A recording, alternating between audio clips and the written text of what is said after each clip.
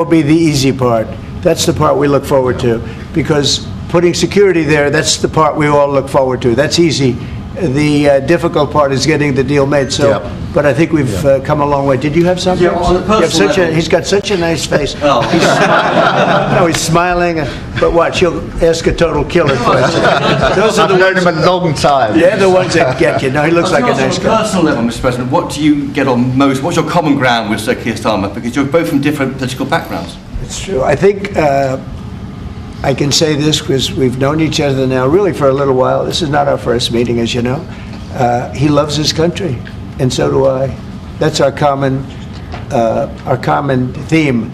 He loves his country, and I love our country. And we also have two countries that have gotten along for the longest period of time. Right? Yeah. Number one ally on each side, and we have good France and Australia. We have a lot of good ones, but we've had a long time relationship, a long time, hundreds of years, and we like each other, frankly, and we like each other's country, and we love our country. And I think that's our common thread. Okay? Mr. President, the Europeans... Yeah, please. On tariffs, you just said with China... Who are you with? I'm with The Independent. Oh, that's good. It's on tariffs. You just said with It's China... independent, yeah. Thank you. We charge them. We charge them as in we charge China, but the tariffs are paid eventually by American importers and consumers. No, they're not. No, I think they're paid for by the country. But, you know, look, we can get into that.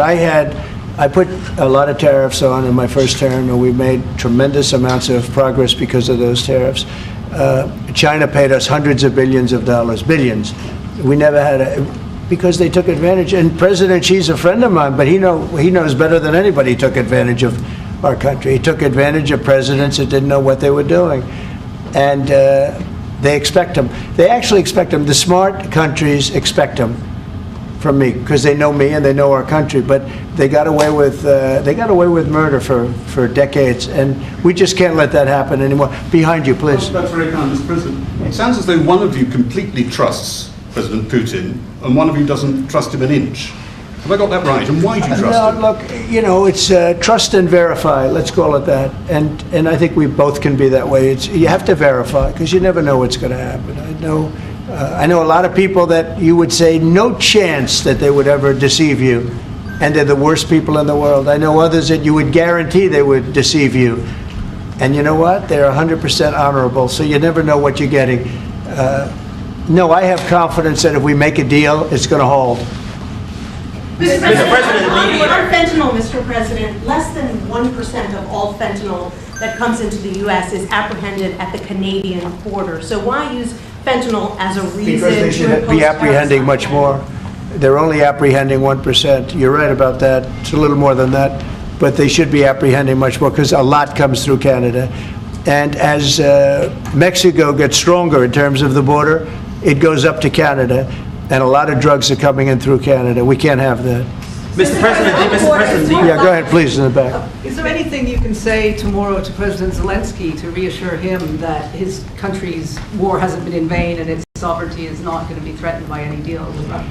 Well, you know, he's coming. Perhaps he's already on his way. And we're going to be signing the deal together, probably in front of the media. And we're going to be having a good conversation. No, we want to work with him. President Zelensky, she said before, we want to work with him, and we will work with him. I think the president and I actually have had a very good relationship. It maybe got a little bit testy because we wanted to have a little bit of what the European nations had. You know, they get their money back by giving money. We don't get the money back. Biden made a deal. He put in $350 billion. And I thought it was a very unfair situation. We're not getting all of ours. I mean, quite a bit of ours was gifted. It was given. There were some loans, but mainly it was gifted, actually. Mr. President, the Europeans want Ukraine to be part of NATO as part of this deal. Are you willing to budge on that at all, or is it a firm? Well, I could be very nice and say, oh, well, we'll work to it. Look, it's not going to happen. It's just not going to happen. That's what started this whole thing. Biden said that, and all of a sudden the gun started. That was one of the primary reasons this started. And this was long before President Putin. They never said it was an impossibility. So we can say, oh, gee, well, we'll try, but that's something that's just not going to happen. And then the other question I ask is about the land. Will you get your land back? Well, they've fought long and hard on the land, and you and I will be discussing that, and we're going to certainly try and get as much as we can back. But on the NATO, it's just not, that's not going to happen. Yeah, please. Mr. President, you talked about having common ground with Keir Starmer, but there are things you disagree on as well. You described Zelensky as a dictator. He describes President Putin as a dictator. Do you see that as a problem? The relationship between President Zelensky and President Putin is not a good one. You've noticed, right? It's not a good one. It's not a good relationship. And we're going to have to try and work something out. Sometimes that happens. I get along with both. I have a very good relationship with President Putin. I think I have a very good relationship with President Zelensky. And now we're doing the deal, and we're going to be in there. We're going to be actually in there and digging our hearts out.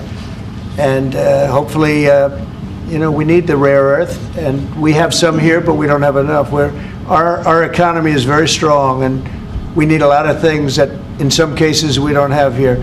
So I think we're going to have a very good relationship, but the relationship between them is not the best. Mr. President, do you still think that Mr. Zelensky is a dictator? Did I say that?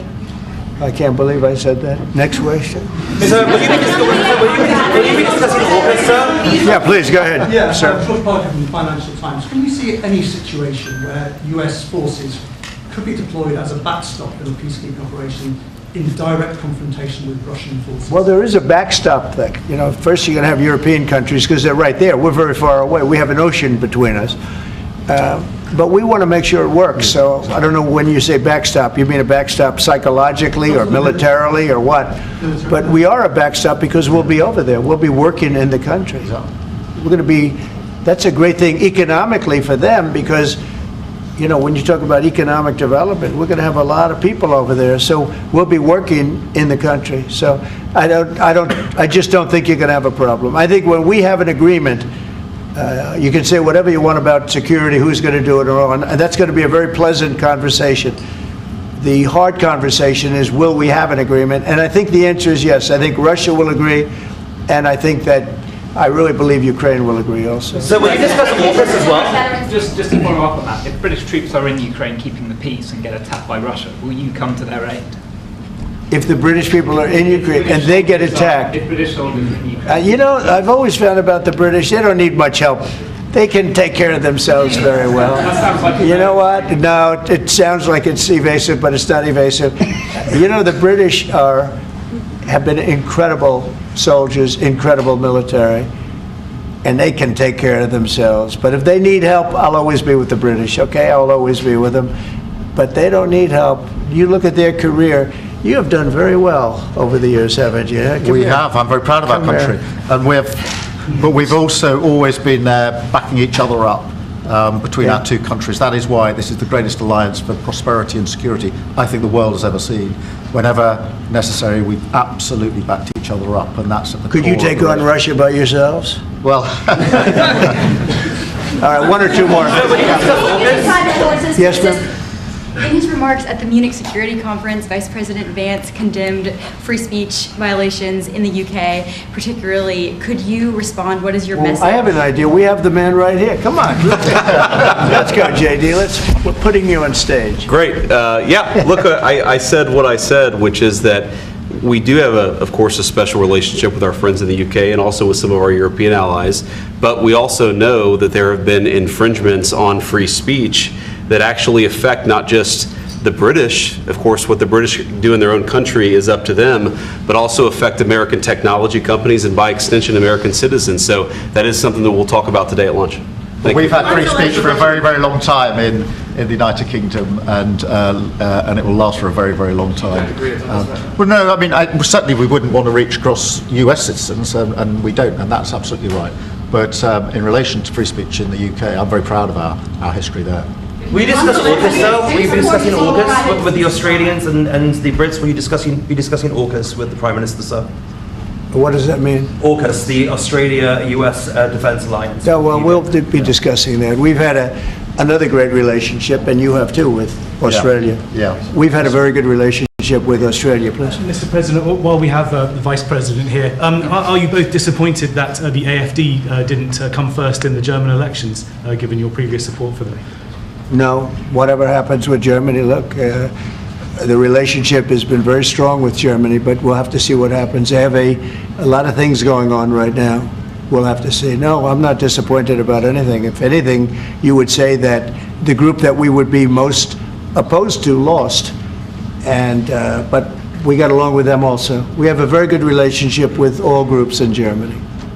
Former Blackwater CEO Eric Prince was on our channel News Nation. He was talking about his proposal to use private forces to assist in deportations. Have you read that proposal, and do you support it? No, I haven't seen it. I don't think it's necessary. Our people are doing a phenomenal job.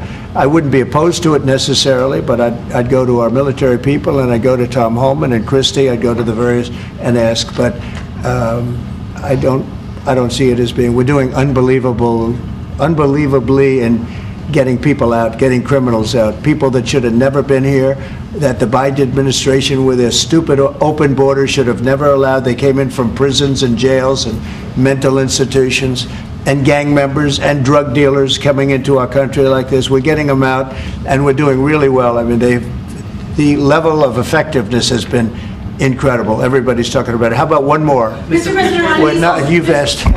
Mr. President, one on the Middle East. Go ahead. You look so nice. Here we go. Here's the kill. Mr. President, are there areas specifically of Ukraine that you're talking about in giving back, specifically Crimea?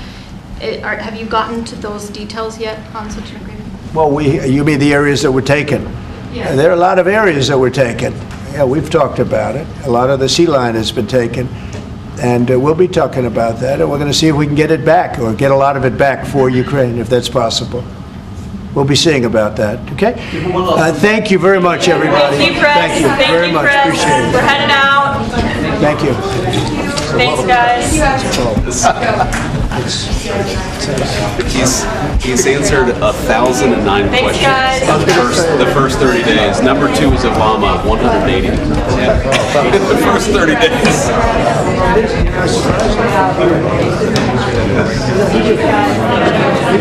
He didn't do well.